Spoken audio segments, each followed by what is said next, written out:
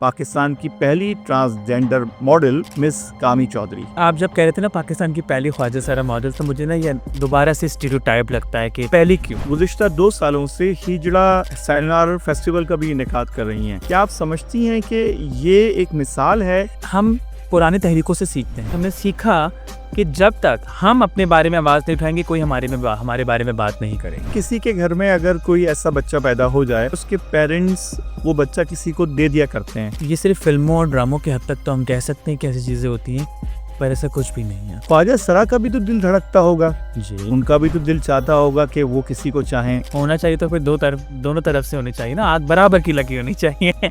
आपने हमारी इतलात के मुताबिक कुछ जूरी या जजिस के तौर पर भी फ़राइज़ सरअंजाम दिए हैं। आफ्टर शबीन उबैद चुनाए पाकिस्तान से, I was the only one जो कि इस जूरी बरनाले का पार्ट बनी। अक्सर लोग ये भी एतराज़ करते हैं कि अपना ज़रिया माश बना लेते हैं। हमने कितने लोगों के पर्दे रखे हैं, कितने ऐसे मिनिस्टर्स हैं, कितने ऐसे जागीरदार हैं जो हमारे पास आते हैं अपनी ख्वाहिशात पूरी करने के लिए, और बाद में वही कह देते हैं कि ख्वाजा सरा होना तो खाली है।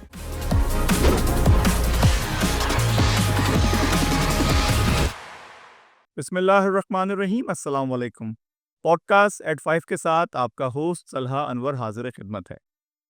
इंसानी माशरों के अंदर मुख्तलिफ असनाफ के लोग होते हैं, मुख्तलिफ मज़ाहिब के लोग होते हैं, मुख्तलिफ मिजाज के लोग होते हैं। इन तमाम लोगों का इम्तिजाज ही किसी माशरे को हसीन, बदसूरत या खूबसूरत के अलावा एक हमजहत बनाता है। मगर एक हमारे माशरे के अंदर एक अलमिया ये रहा है कि उन लोगों को अमूमी तौर पे एक तजलील की निगाह से देखा गया है कि जिनको हम अमूमी तौर पे ख्वाजा सरा या हरफ आम में हिजड़ा कहते हैं। एक नई इस्तिलाह ट्रांसजेंडर इनके लिए यूज़ होती है, मगर उसके बावजूद ये लोग माशरे में तीसरे दर्जे के शहरी समझे जाते हैं। ये इंसान भी हैं, ये सोचते भी हैं, ये समझते भी हैं, ये बात भी करते हैं, और इतनी अच्छी बात करते हैं। इसको बताने के लिए आज हमारे साथ मौजूद हैं पाकिस्तान की पहली ट्रांसजेंडर मॉडल मोहतरमा जनाब मिस कामी चौधरी। अस्सलाम वालेकुम। वालेकुम सलाम, thank you so much. Welcome to the show. आप जब इंट्रोडक्शन दे रहे थे तो मेरे तो रोंगटे खड़े हो गए। आपने इतने खूबसूरत तरीके से इंट्रोडक्शन कराया है, आई मस्ट से, बहुत खूबसूरत तरीके से। बहुत शुक्रिया। ये बताइए कि इस वक्त क्या मसरूफियात हैं, और अपना कुछ तारुफ भी बता दें हमारे व्यूअर्स के लिए कि आपने अपना इब्तदाई सफ़र कहाँ से शुरू किया? ठीक है, आप जब कह रहे थे ना पाकिस्तान की पहली ख्वाजा सारा मॉडल, तो मुझे ना ये दोबारा से स्टीरियोटाइप लगता है कि पहली क्यों? अभी तो बहुत सारी और ट्रांसजेंडर लोगों ने काम करना है, अभी तो बहुत सारी फैशन मॉडल्स दिखेंगी, अभी तो बहुत सारे एवेन्यूज़ खोलने की ज़रूरत है। तो इंट्रोडक्शन ये कि मैं 2012 से काम कर रही हूँ सोशल सेक्टर में, और मुख्तलिफ़ पहलुओं को उजागर करती रही हूँ, जिसमें सोसाइटी में रहने वाले तमाम अफ़राद, जिसमें हम ख्वाजा सारा लोग भी शामिल हैं। आपने जैसे कह दिया कि पाकिस्तान के अंदर हम तीसरी दर्जे की एक जेंडर में हमें डालते हैं या लोग हमें पीछे रखते हैं। पर क्या मुख्तलिफ है? आप खुद देख रहे हैं कि मैं आपके सामने मौजूद हूँ और बात कर सकती हूँ, लोगों को ललकार सकती हूँ, अपना मुद्दा रख सकती हूँ। तो फिर ऐसी क्या मुख्तलिफ चीज़ है जिसको कहकर ख्वाजा सारा लोगों को साइड लाइन पे लगा दिया जाता है? तो मुख्तसर इंट्रोडक्शन ये है कि मैं फ़लाही काम करती हूँ, और 2018 में जब मैं मॉडलिंग भी करना मैंने चाही, तो वो इसलिए था क्योंकि कम्युनिटी को मैंने हाइलाइट करना था। और जो भी मैंने 2018 16-18 में काम किया, उसके बाद ट्रांसजेंडर कम्युनिटी को बहुत फ़ायदा हुआ, और बहुत सारे एवेन्यूज़ खुल गए, और fashion, media, news, doctor, lawyers, local body के इलेक्शन के अंदर बहुत सारी जगहों पर अब ख्वाजा सारा लोग दिखते हैं, और ये खुशाइन अमल है, और किसी ना किसी को तो करना था ना। व्हेन आई केम आउट, मेरे लिए आसान नहीं था, क्योंकि उससे पहले हमने सोसाइटी में देखा कि जिन भी ख़वातीन ने आवाज़ उठाने की कोशिश की, जिसमें सबीन महमूद थी, कंदील थी, बहुत सारी ऐसी औरतें थीं जो कि अपने क्लोज़ेट से बाहर आईं, उन्होंने सोसाइटी को बताने की कोशिश की, तो उनको या तो मार दिया गया या उनको चुप करा दिया गया। तो मेरे लिए ये सफ़र आसान नहीं था, बट मैंने कर दिखाया, not only because for me. मैंने जो हमारे कम्युनिटी के लोगों को गलत नज़रिए से लोग दिखते थे, मैंने उनका थोड़ा-सा नज़रिया बदलने की कोशिश की। मिस कामी, आप शोबा मॉडलिंग से भी वाबस्ता हैं, सोशल सेक्टर पे भी काम करती हैं, और गुज़िश्ता 2 सालों से हिजड़ा सेमिनार फेस्टिवल का भी इनेकाद कर रही हैं। आप इतने सारे शोबों के अंदर जो काम कर रही हैं, क्या आप समझती हैं कि ये एक मिसाल है आप जैसे सिंध से ताल्लुक़ रखने वाले दूसरे लोगों के लिए? देखिए सबको कुछ ना कुछ तो करना है इस दुनिया में आके, अपना कंट्रीब्यूशन तो देना ही देना है ना। तो हम पुराने तहरीकों से सीखते हैं।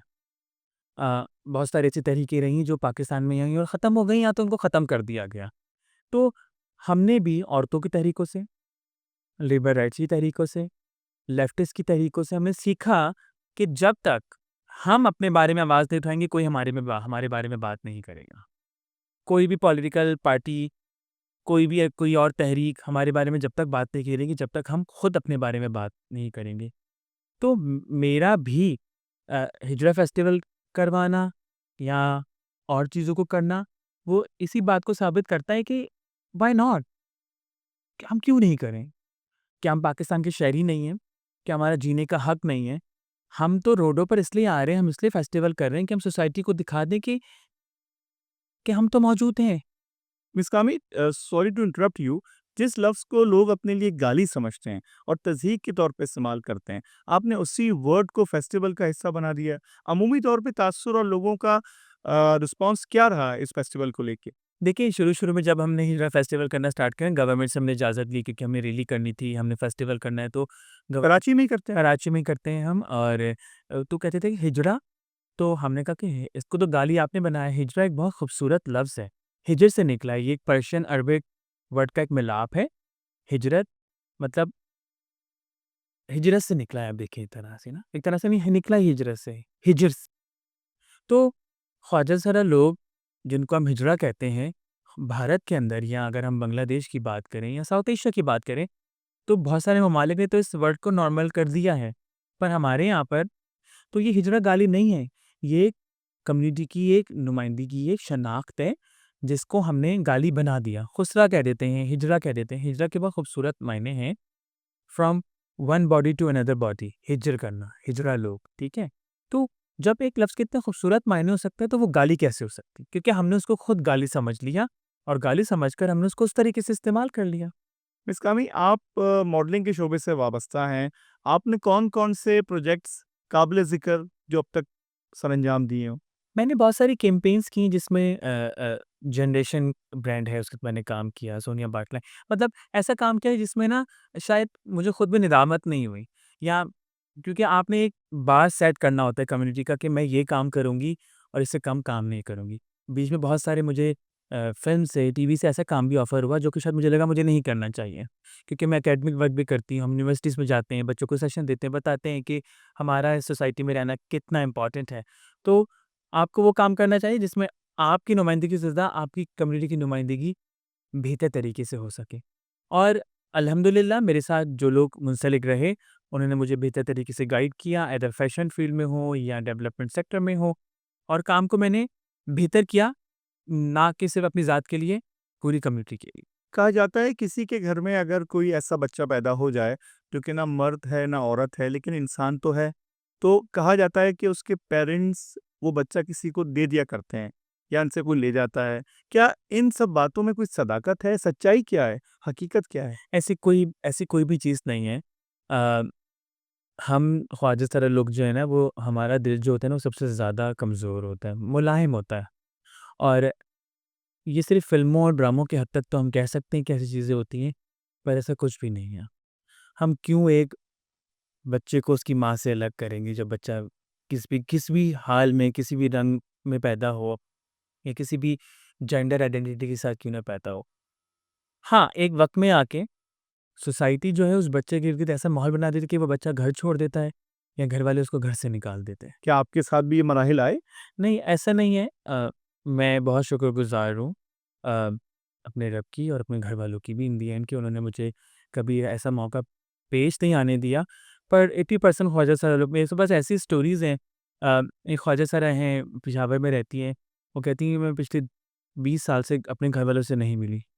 एक मेरी साथी है, यहाँ पर रहती हैं कराची में ही, तो उसकी मदर की डेथ हुई, तो पठान फैमिली से, तो उसके घरवाले ने उसको उसकी माँ से मिलने उसकी माँ की शक्ल नहीं देखने दी हॉस्पिटल में।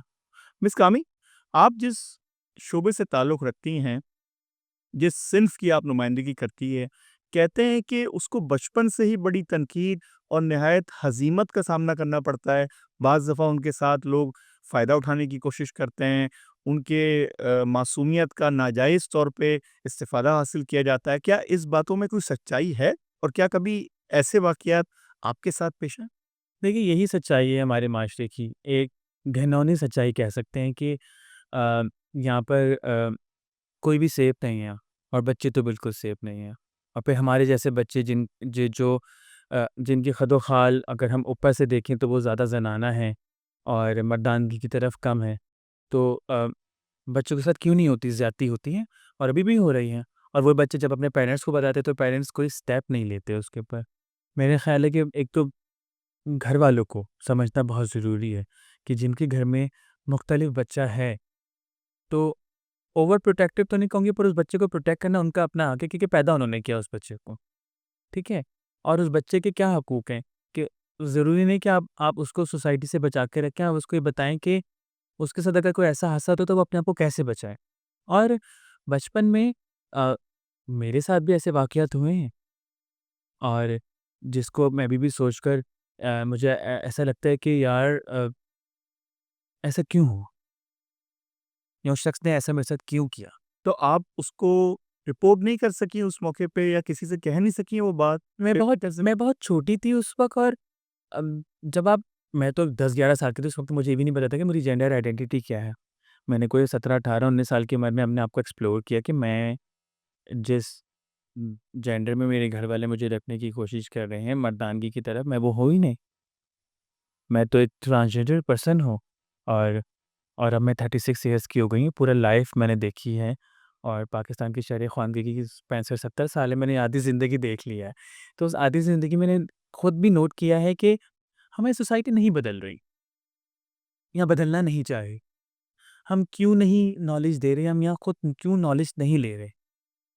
देखिए, बच्चा तो मासूम होता है, अब चाहे वो हमारी सिंफ में हो या ना हो, वो एक आम बच्चा हो या बच्ची हो, उसका हक है कि वो अपनी ज़िंदगी को बेहतर तरीके से जी सके। पर हमारी सोसाइटी में ऐसे दरिंदे लोग हैं जो कि फ़ायदा उठाते हैं और बहुत गलत और नाजायज़ फ़ायदा उठाते हैं उसका, जिसकी वजह से बच्चे को इतना बुरा ट्रॉमा रहता है पूरी ज़िंदगी कि वो एक वक़्त में आके वो अपनी ज़िंदगी को बेहतर तरीके से जी भी नहीं सकता। पेरेंट्स की बहुत ज़िम्मेदारी है इसमें और आस-पास के लोग जिससे वो बच्चा शेयर कर सके, उसको बता सके। और आपका अपना बच्चा है ना, आपने उसको सुनना है, आपने उसको समझना है। ख्वाजा सरा एक इंसान हैं, एक दर्द थैंक दिल यू, रखने वाले इंसान, थैंक यू।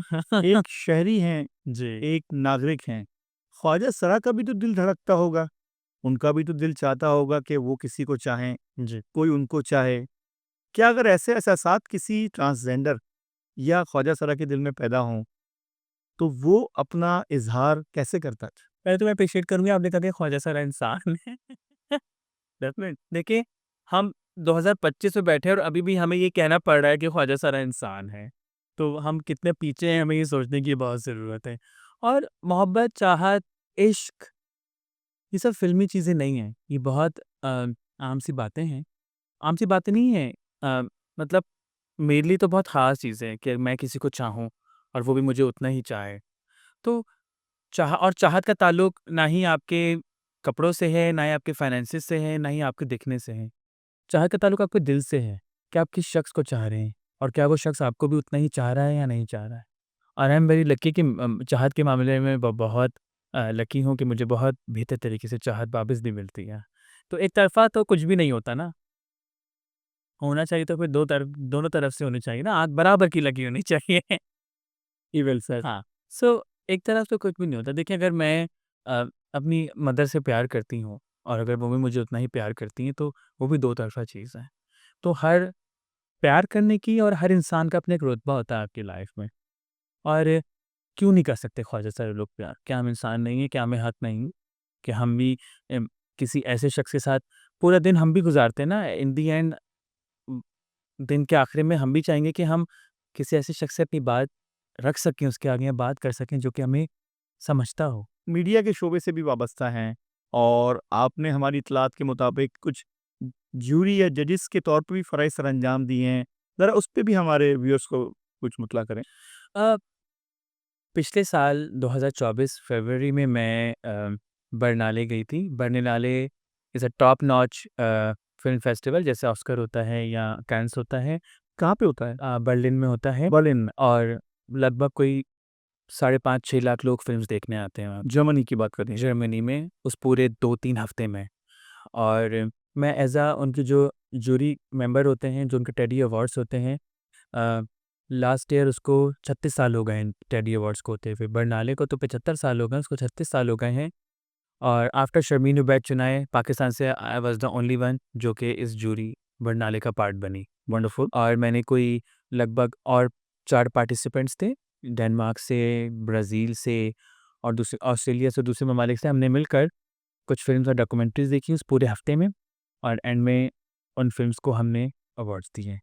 तो मेरे लिए बहुत खुशाइन अमल था कि उन्होंने मुझे सेलेक्ट किया, मुझे बुलाया, मुझे इज़्ज़त दी और मुझे एक बेहतर नज़रिए से फ़िल्म देखने का मौका मिला। मैंने खुद भी शॉर्ट फ़िल्म्स में, डॉक्यूमेंट्रीज़ में काम किया है, पर जब आपको मौका मिलता है ना कि आप किसी की चीज़ देखकर उसके ऊपर कमेंट दे सकते हो, तो उस वक़्त मेरे लिए वो एक बहुत बहुत प्राउड मोमेंट था एज़ अ पाकिस्तानी कि हमें भी बेहतर इज़्ज़त दी जा रही है, जिस तरह दूसरे ममालिक के लोगों को बुलाकर इज़्ज़त दी जाती है। तो इसमें मेरे शायद जेंडर का लेना-देना कुछ नहीं था। इसमें शायद ये था कि वो मुझे बुलाना चाहते थे और मैं जाना चाहती थी और मैं चली गई। मिस कामी, आप क्योंकि अवाइल से ही अपने सिन्फ़ और अपने वजूद की तलाश में सरकर्दा हैं और आपने इस हवाले से एक लंबी जद्दोजहद इख्तियार कर रखी है। हमें ये बताएँ कि इसमें आपको मज़हब की तरफ से रहनुमाई लेने का मौका मिला या किसी मज़हब के मज़हबी शख्सियत ने आपको इस मौके पे मुतासिर किया हो अपनी ज़िंदगी की इस जद्दोजहद में? हाँ, आपके सवाल पे आगे जाने से पहले मैं बता दूँ, अक्सर लोग सवाल करते हैं कि मैंने कब अपने आप को तलाश कर लिया या मैंने कब कम आउट किया या मैंने कब जाना कि मैं ख्वाजा सरा हूँ या मैंने कब पहचाना। तो मैं इस पर ना मेरे पास सिर्फ़ एक ही जवाब है कि मैंने 2 दफ़ा कम आउट किया। एक दफ़ा जब मैं अपनी माँ की कोख में आई, बाहर आई वहाँ से, तो जब कम आउट किया, जब मेरी वालिदा को बहुत दर्द हुआ और जब मैंने खुद कम आउट किया तो सोसाइटी को बहुत दर्द हुआ। तो जो दूसरा वाला दर्द है उसके लिए मैं तो बहुत खुश हूँ। तो बात ये है कि जब मज़हब की बात करते हैं, देखिए मेरे 2 हाथ हैं। मेरी जेंडर आइडेंटिटी मेरे उल्टे हाथ में और मेरा फ़ेथ, मेरा रिलीजन, मेरा मज़हब मेरे सीधे हाथ में और मैं इसको मिक्स नहीं करती। मैं क्यों मिक्स कर रहा हूँ इसको? अल्हम्दुलिल्लाह मैं पिछले महीने उम्रा भी करके आई रमज़ान के अंदर और अल्लाह ताला ने मुझे मौका दिया कि मैं जाऊँ। और उसी के साथ-साथ अ, मज़हब क्या कहता है? हमारा दीन इस्लाम क्या कहता है? कुरान पाक क्या कहता है सबसे पहले? अल्लाह ताला कहता है कि आप हुकूकुल इबाद माफ़ नहीं करूँगा पर हुकूकुल अल्लाह माफ़ कर दूँगा। तो एट लीस्ट 1% हमें ख्वाजा सराओं को या ट्रांसजेंडर को या जो भी टर्मिनोलॉजी से आप हमें बुलाते हैं, गाली देके भी क्यों ना बुलाते हो, इंसान तो समझ लें कम से कम। उस इंसान वाले पैरामीटर से हमें देख लें, फिर बाद में हम बात करेंगे कि मेरा जेंडर क्या है, मेरी सेक्सुअलिटी क्या है, मैं उठती कैसी हूँ, मैं बैठती कैसे हूँ, मुझे मर्दों से प्यार है या मुझे औरतों से प्यार है, मुझे बिल्लियों से प्यार है। ये बहुत बाद में चीज़ें आती हैं। तो मैं डॉक्टर इसार अहमद को भी बहुत सुनती हूँ, मैं बहुत अंग्रेज़ लोगों को भी बहुत सुनती हूँ, बट उसके साथ-साथ मैं खुद क्या कर रही हूँ, ये बहुत इम्पोर्टेंट है। जैसे मैंने आपको बीच में भी कहा था ना ब्रेक में कि मैं रात को 12 बजे अल्हम्दुलिल्लाह सो जाती।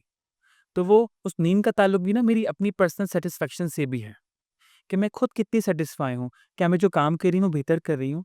या मैं जो अल्लाह ताला ने जो मुझे रिस्पॉन्सिबिलिटीज़ दी हैं, क्या मैं इसको बेहतर करने की कोशिश कर रही हूँ? जेंडर मेरा ट्रांसजेंडर होना ये कोई बहुत बड़ी बात नहीं है मेरे लिए अब। एक दूसरा शख्स मुझे किस तरह मुखातिब कर रहा है ये उसका मसला है। मुझे गाली देकर बुला रहा है तो मैं उसको उस तरीके से बुलाऊँगी, मुझे प्यार से बुला रहा है मैं उसको 10 दफ़ा प्यार से बुलाऊँगा, ये उसका मसला है। हाँ, मैं उसको एजुकेट करूँगी, पर 1 दफ़ा करूँगी, 2 दफ़ा, तीसरी दफ़ा नहीं करूँगी। इवन मैं यूनिवर्सिटीज़ में जाती हूँ या जहाँ पर भी पैनल डिस्कशंस में जाती हूँ ना, मैं घर से ये सोच के जाती हूँ कि मैं सबको एजुकेट नहीं कर सकती। अगर उस कमरे से या उस हॉल से कोई एक शख्स भी अगर मेरी बात को अपने साथ ले गया और उसने किसी को बताई तो शायद मेरा वहाँ जाना सफल हो गया।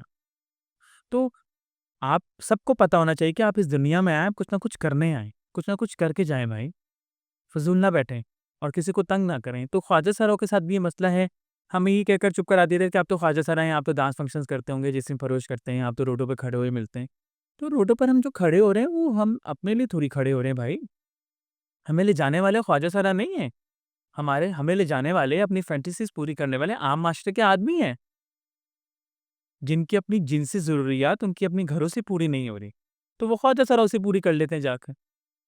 वो एक ड्रामे में हिना दिल पज़ीर कहती हैं कि माशरे में ख्वाजा सरा नहीं होते तो उठक-बैठक हो जाती यहाँ पर, उठक-पटक हो जाती। तो वो सही कहती हैं। हमने कितने लोगों के पर्दे रखे हुए हैं, कितने ऐसे मिनिस्टर्स हैं, कितने ऐसे जागीरदार हैं, कितने कितने ऐसे पढ़े-लिखे नवाब हैं, जो हमारे पास आते हैं अपनी ख्वाहिशात पूरी करने के लिए और बाद में वही कह देते हैं कि ख्वाजा सरा होना तो गाली है। निष्कामी, आपने जैसा कि अभी कहा कि आप बेशुमार लोगों के दिली जज़्बात की तस्कीन का बाइस बनते हैं। लोग अपने दिल का हाल आपसे कहते हैं, अपने जज़्बात की रौं में बह के आपसे दिल की बात भी कह जाते होंगे। कोई ऐसी बात किसी ऐसे शख्स ने कह दी हो, जो ज़हन पे अनमट नक्श छोड़ गई हो? सुनिए, सिर्फ लोग बात नहीं कहते, लोग करने की भी बहुत कोशिश करते हैं। बात की हद तक तो वो चीज़ रहती नहीं है। पर अ, सोशल मीडिया पे मैं बहुत इन हूँ, मुझे मेरे सोशल मीडिया प्लेटफ़ॉर्म्स के ऊपर बहुत मैसेजेस आते हैं। समटाइम लोग इस तरह की बात कर जाते हैं कि आपको लगता है कि यार ये क्या बात कर रहे हैं। बट नज़रिया क्या है उनका हमें देखने के लिए।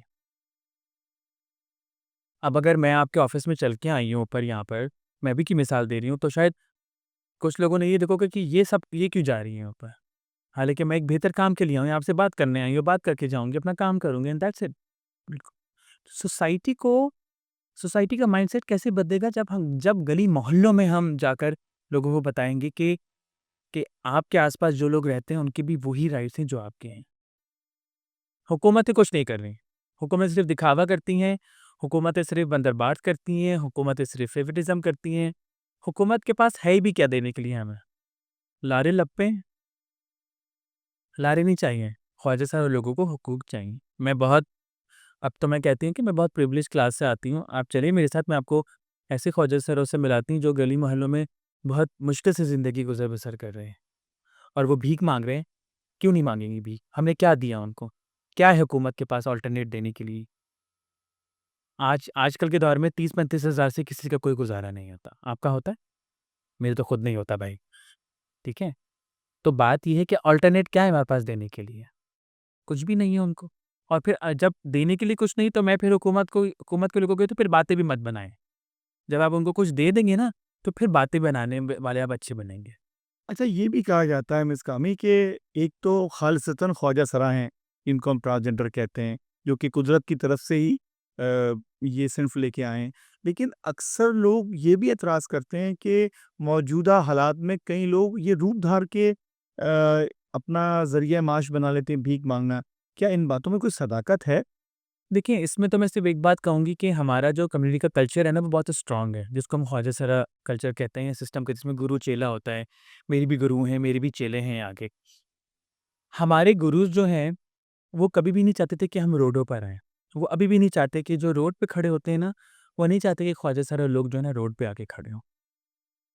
क्यों? क्योंकि हम तो लोगों के घरों में जाने वाले लोग थे। हम उनकी औरतों के साथ बैठकर खाना खाने वाले लोग थे। हम उनकी गमी, खुशी में जाने वाले लोग थे। मेरे पास ऐसी-ऐसी स्टोरी है। One of my very good friend doctor है वो। अ, उसकी मदर ने एक ख्वाजा सर से वादा किया कि मेरे घर में ये खुशी होगी तो मैं तुम्हें सोने की चूड़ियाँ या कंगन दूँगी। जब उनके घर में हुई तो ख्वाजा सर के, तो उन्होंने अपने हाथ की चूड़ियाँ उतार के उनको दी सोने की। तो ये इज़्ज़त थी ख्वाजा सर वालों को, और अभी भी कुछ जगहों पर है। पर क्योंकि सोसाइटी इवॉल्व हुई, पर ख्वाजा सारे लोग इवॉल्व नहीं हो पाए। हम गलत तरफ चले गए। कराची शहर के अंदर 70% ख्वाजा सारे लोग वो कराची का नहीं है। अच्छा, जी।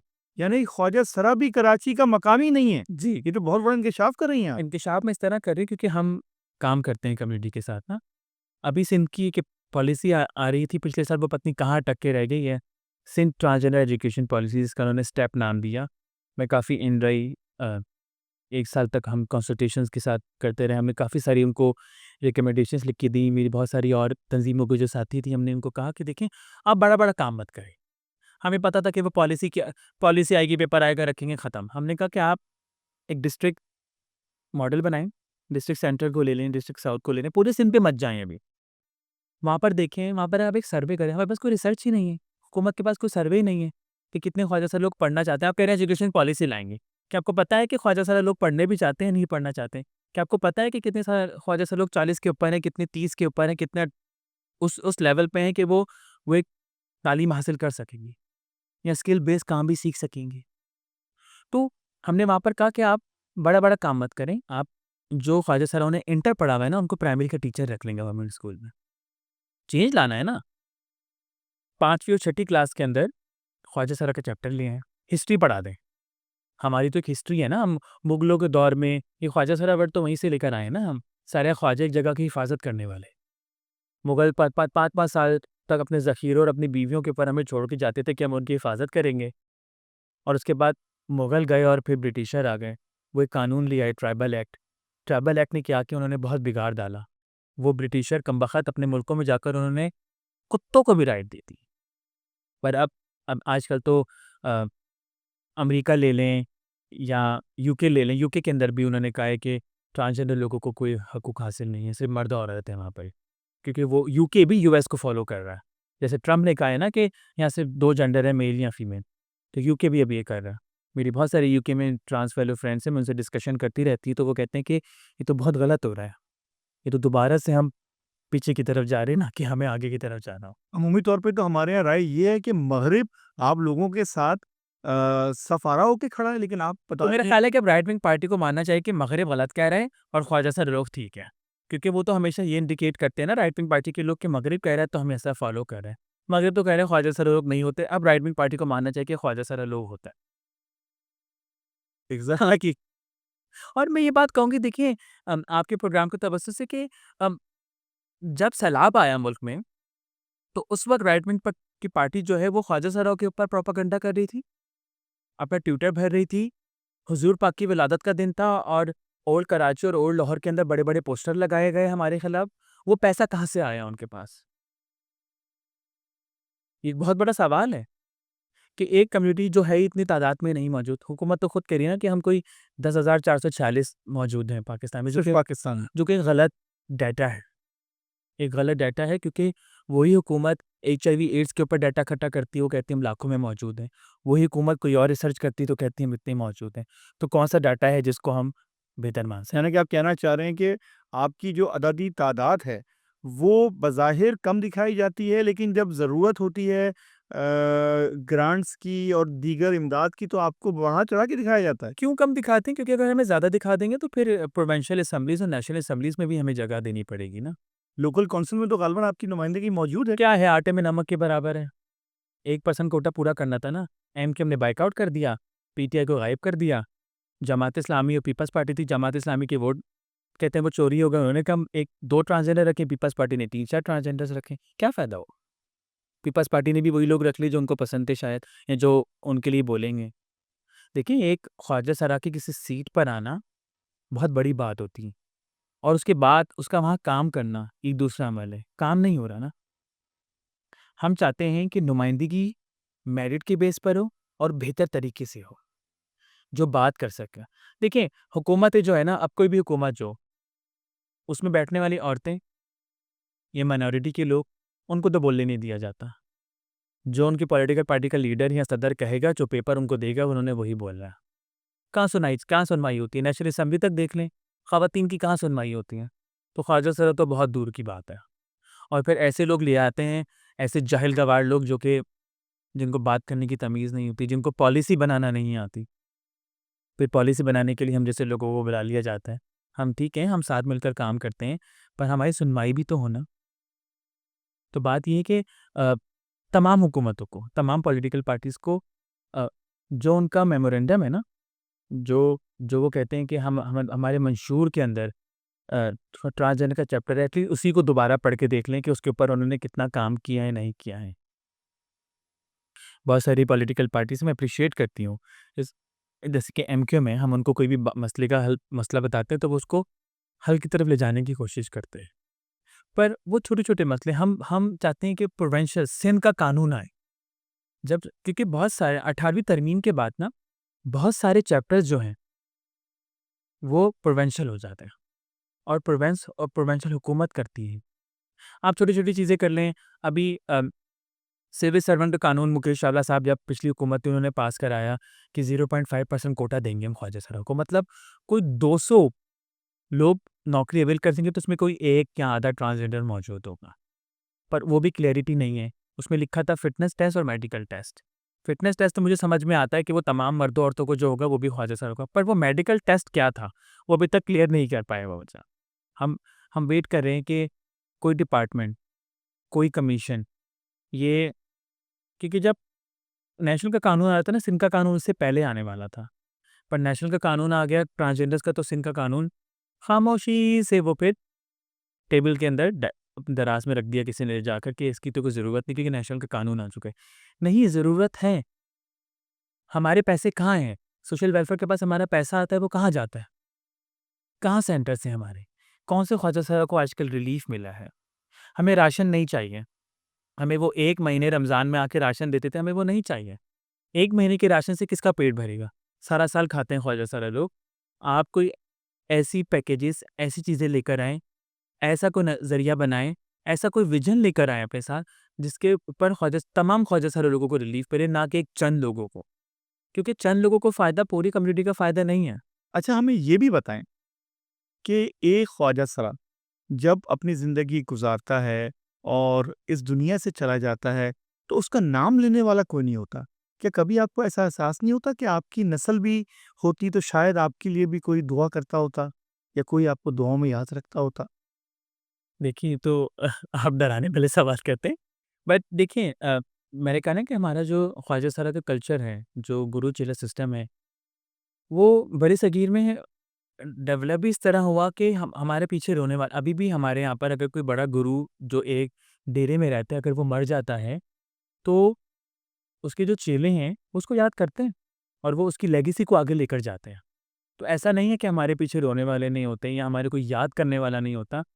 और वैसे भी अगर हम आम लोगों की बात करें, किसी के वालिद साहब मर जाते हैं, 2 दिन बचे रहते हैं, तीसरे दिन जायदाद पे लड़ाई हो रही होती ही नहीं होती है। तो मेरा ख़्याल है कि हम जिस तरह रह रहे हैं ना उस तरह ही ठीक है। वो बच्चे पैदा करना या क्योंकि हम मेरे लिए तो वो बच्चे ही बच्चे हैं जो कि जिनको घरों से निकाला होता है या जो अपनी गाइडेंस के लिए मेरे पास आते हैं और मैं उनको गाइड करती हूँ और वो मेरे चेले होते हैं, चेले ना भी हों। बहुत सारे बच्चे हमारे पास तंज़ीम में ऐसे आते हैं जो कि बहुत यंग होते हैं और वो बहुत तंग होते हैं अपने घर वालों से। मैं उनको क्या कहती हूँ और अभी तक मैं पिछले कई सालों से यही कहती हूँ कि go back to your family, complete your education and do whatever you want to do. Miss Kami, मैं आपसे ये पूछना चाहूँगा कि हमारे इस पाकिस्तानी माशरे के अंदर बाज़ इलाके ऐसे भी हैं कि जहाँ पे आप लोगों से शादी भी होती है और उसकी खबरें भी अखबारों की ज़ीनत बन रही हैं और उनको बड़ी इज़्ज़त अफ़ज़ाई दी जाती है, प्रोग्राम्स के अंदर बुलाया जाता है, उनको हार पहनाए जाते हैं, उन पे नोट निछावर किए जाते हैं। इसकी वीडियोज़ भी सोशल मीडिया पे भरी पड़ी हैं। ये मामला, इसमें क्या हकीकत है, क्या सच्चाई है? हमारा आइन क्या कहता है? और जो हमने यूडीएचआर है, जो हमने ट्रीटी साइन किए हुए यूएन के साथ, हम कहते हैं कि इस पाकिस्तान में हर रहने वाले शहरी को इज्जत से रहने का हक है। तालीम, सेहत, एम्प्लॉयमेंट और उसकी डिग्निटी को कोई हर्ट ना करे और वो शादी भी कर सकता है। तो अगर हमें पाकिस्तानी शहरी की नज़र से देखना है तो शादी करना तो हमारा भी हक है। अब आप हमको अब आप हमें किसी भी डब्बे में डालकर मर्द से, औरत से, किसी से भी शादी करा दें। तो अल्टीमेटली हमारा कानून या हमारा कॉन्स्टिट्यूशन और या जो सोसाइटी की चीज़ें हैं वो हमें हमें किस नज़रिए से देखी। देखिए जैसे आपने शुरू में बात की थी ना कि चाहने वाला, मोहब्बत करने वाला। हर इंसान चाहता है कि वो किसी न किसी के साथ मौजूद हो, या तो उसको बाउंड करें या बाउंड ना भी करें, उसके साथ रहने की कोशिश करें। और एक और मज़े की बात ये है कि हमने शुरू से अपने ख़ानदान में, अपने घरों में देखा होता है कि शादी होती है, 2 लोग शादी के बंधन में रहते हैं, फिर वो हँसी-खुशी रह भी ना रहे हैं, ज़िंदगी अच्छे से गुज़ार भी ना रहे हो, पर वो 2 लोग साथ होते हैं। तो वो जो एक हमारी अपब्रिंगिंग है ना, जो नोशन हमारे दिमाग में पैदा हो जाता है उस वक़्त से, बचपन से मैंने भी देखा है, मैं बहुत सारे घर में शादी अटेंड की है, कि यार कोई कंपेनियन होगा और वो सिर्फ़ शादी ही हो। तो अल्टीमेटली शादी तो किसी चीज़ का हल नहीं है। मैं तो कम्युनिटी में भी कहती हूँ। हाँ, आपके साथ कोई ऐसा शख्स मौजूद हो जिससे आप अपने दिल की बात कह सकते हैं। जैसे मैंने 2 स्टोरीज़ पहले शेयर की है ना, एक पेशावर की यहाँ पर कि घर वाले नहीं मिलते, उनकी मेंटल हेल्थ बहुत ख़राब है। इस तरह ख़राब है क्योंकि उनके घर वाले उनसे नहीं मिलते। अच्छा, पेशावर को आपने ज़िक्र किया।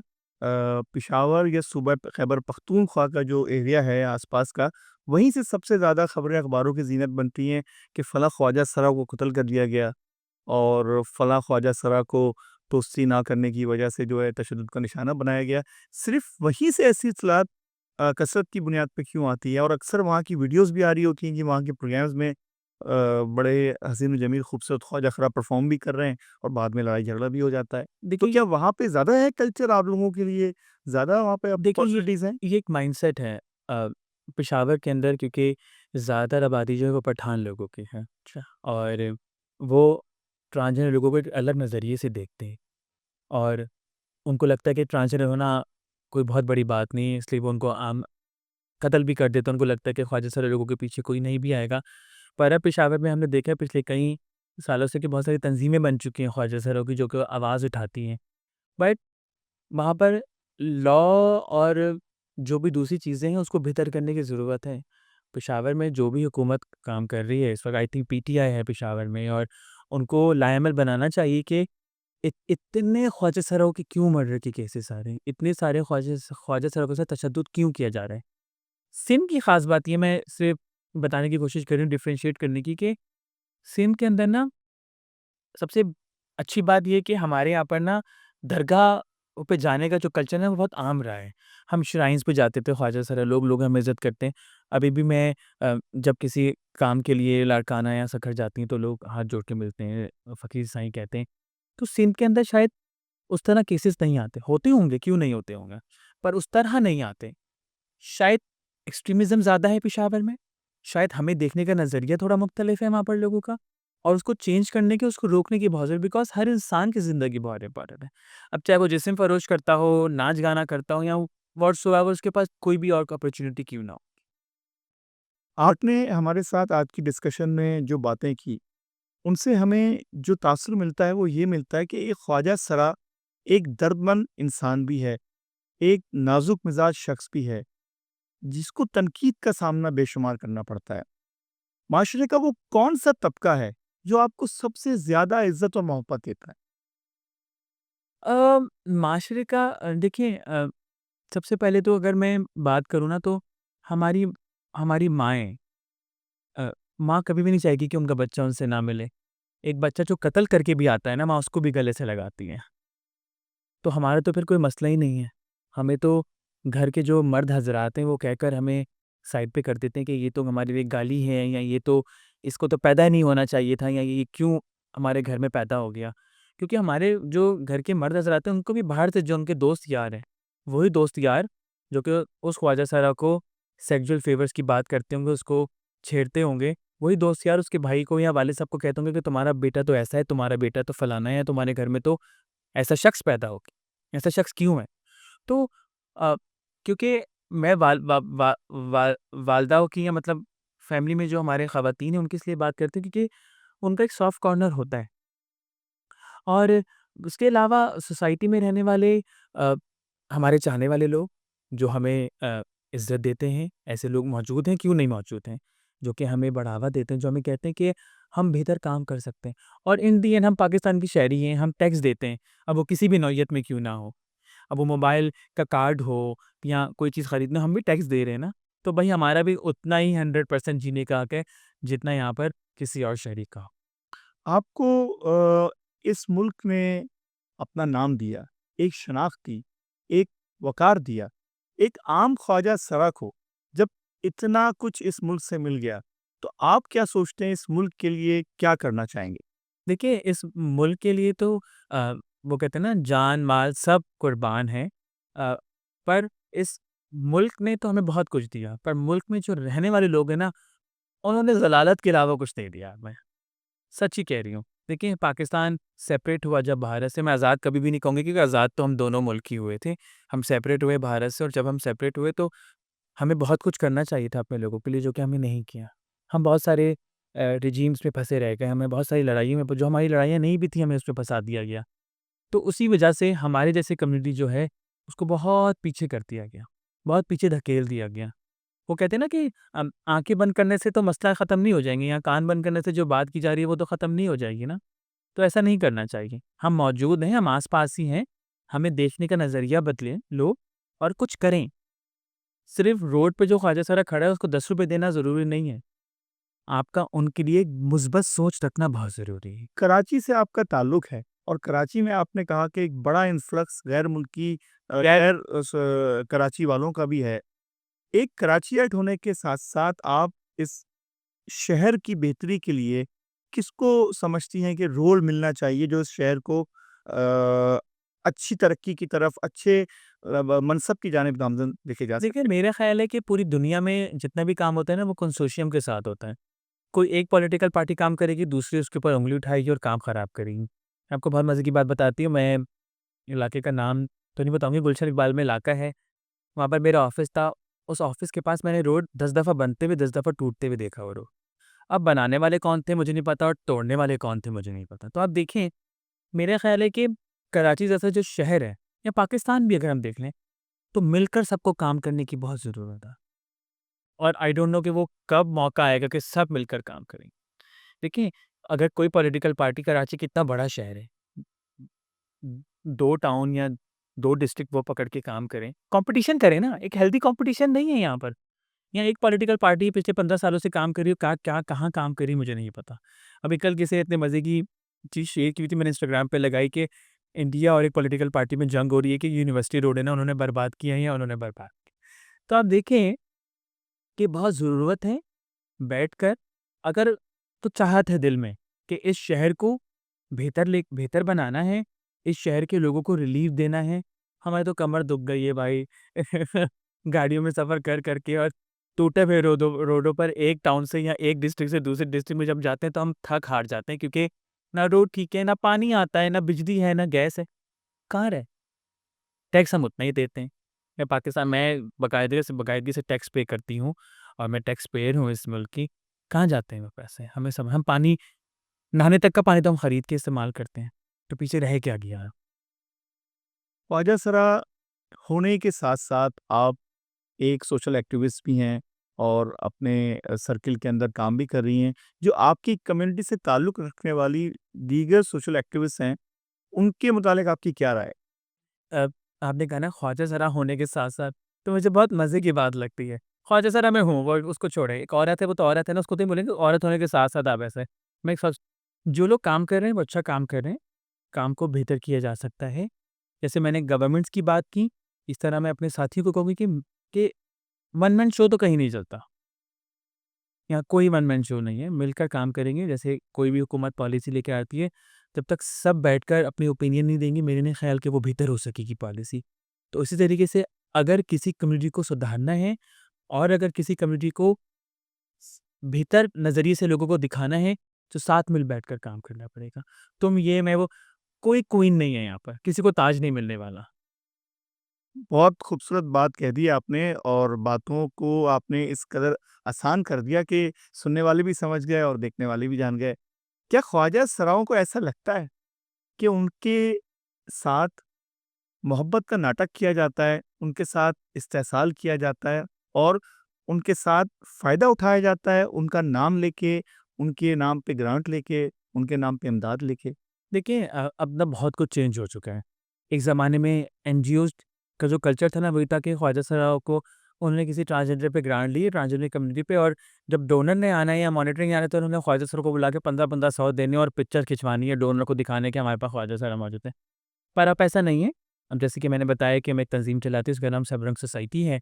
हम पिछले कई सालों से काम कर रहे हैं और हम मेंटल हेल्थ पे काम कर रहे हैं। तस्कीन एक बहुत बड़ा इदारा है पाकिस्तान का। तस्कीन मेंटल हेल्थ इनिशिएटिव, तस्कीन जो है वो मेंटल हेल्थ पे बहुत सालों से काम कर रहे हैं। तो सबरंग सोसाइटी तस्कीन मिलकर हम उनके लोगों को ट्रेन कर रहे हैं, वो हमारे लोगों के लिए एक बेहतर प्लेटफ़ॉर्म बना रहे हैं, जहाँ पर ख्वाजा साहब लोग अपनी मेंटल हेल्थ को बेहतर कर सकेंगे या किसी से अपनी दुःख-दर्द बाँट सकेंगे।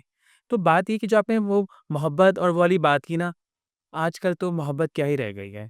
आजकल तो धोखेबाज़ी है ज़्यादा, मोहब्बत तो बहुत पीछे रह गई है। और फिर मैंने शुरू में जो कहा था ना कि मोहब्बत करने के बहुत सारे तरीक़ेकार हैं।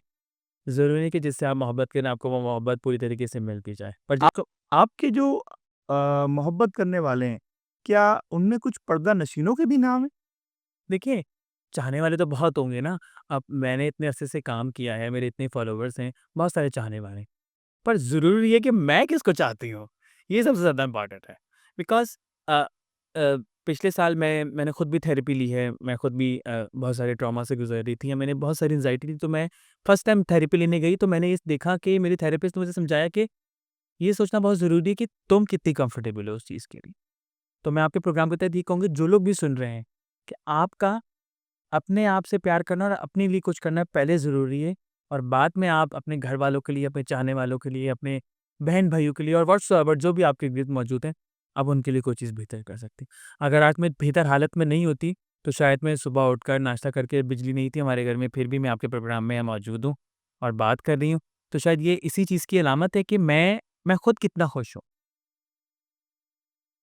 आपको जो सड़कों पे, जो चौराहों पे आपके कम्युनिटी से खड़े लोग नज़र आते हैं, उनको आप क्या पैगाम देना चाहेंगे? मैं उन साथियों को ये कहूँगी कि कब तक आप अपना रंग और अपनी खूबसूरती को वहाँ पर खड़े होकर जलाएँगे? कब तक आप लोगों के आगे हाथ फैलाएँगे? और उसके साथ-साथ मैं हुकूमत को कहूँगी कि कुछ करें, कुछ अल्टरनेट लेकर आएँ, ताकि हमारे जो ख्वाजा सारा साथी हैं, और देखिए हर इंसान कुछ ना कुछ कर सकता है, कंट्रीब्यूट कर सकता है ना? तो जब तक इसके देखिए बहुत सारे दायरे हैं, मैं नाम भी लूँगी, जो कि फ्री आईटी की कोर्सेज़ करा रहे हैं, फ्री स्किल्स सिखा रहे हैं, तो क्या उनकी आँखें बंद हैं? क्या वो ख्वाजा सारा लोगों को नहीं सिखा सकते? या अभी उनका ट्रस्ट नहीं है, या जब मीडिया में बात हाइलाइट करनी होगी तो ख्वाजा सारों को इस्तेमाल कर लेंगे वो उस जगह पर। तो करें, आएँ हम मुझसे राब्ता करें, मैं आपको मिलवाऊँगा ऐसे ख्वाजा सारे लोग जो कुछ करना चाहते हैं, और ऐसे लोग मौजूद हैं मेरे इर्द-गिर्द, जो कि बहुत कुछ करना चाहते हैं। मिस कामी चौधरी के साथ आज की गुफ्तगू तहकीक और तजस्सुस के कई पहलू खोलती नज़र आती है, जिसके अंदर ये फ़िक्र है, ये आवाज़ है, ये बात है कि माशरे के अंदर रहने वाला हर शख्स, चाहे वो किसी भी तबका फ़िक्र से ताल्लुक़ रखता हो, अपने एहसासात, अपने जज़्बात में आज़ाद है। इस मुल्क का आइन, इस मुल्क का संविधान हर शख्स को ये राय, ये इज़हार राय की आज़ादी भी देता है और साथ ही साथ मसावी हकूक़ भी फ़राहम करता है। मगर क्या हम ये हकूक़ उस सतह तक लेकर आ सके कि जिसका ये हक मतलाशी है? इस पे हमें ज़रूर मुतला कीजिएगा। हम बेहद शुक्रगुज़ार हैं मिस कामी चौधरी कि आज की इस नशिस्त में आप हमारे साथ शरीक रहीं और हम अपने नाज़रीन से दरख़्वास्त करेंगे कि अपने फ़ीडबैक से हमारे official YouTube channel podcast at 5 पे हमें मुतला कीजिएगा। अपने सजेशंस, अपने तासुरात से हमें ज़रूर आगाह कीजिएगा और ज़रूर बताइएगा कि हम अपने इस प्रोग्राम को बेहतर मज़ीद कैसे बना सकते हैं। आज की इस नशिस्त से अपने होस्ट सलाह अनवर को इजाज़त दीजिए, इस दरख़्वास्त के साथ कि मुल्क के मौजूदा हालात में अपने आस-पास निगाह रखें और ये देखते रहें कि पाकिस्तान का मफ़ाद कहाँ अज़ीज़ और मुक़द्दम है, क्योंकि इस मुल्क की तामीर और इस मुल्क का तहफ़्फ़ुज़ हमारा वलीन फ़र्ज़ ऐन भी है, जज़्बा ईमानी भी है और हमारा सर का ताज भी है। अपना बहुत ख़्याल रखें। पाकिस्तान ज़िंदाबाद।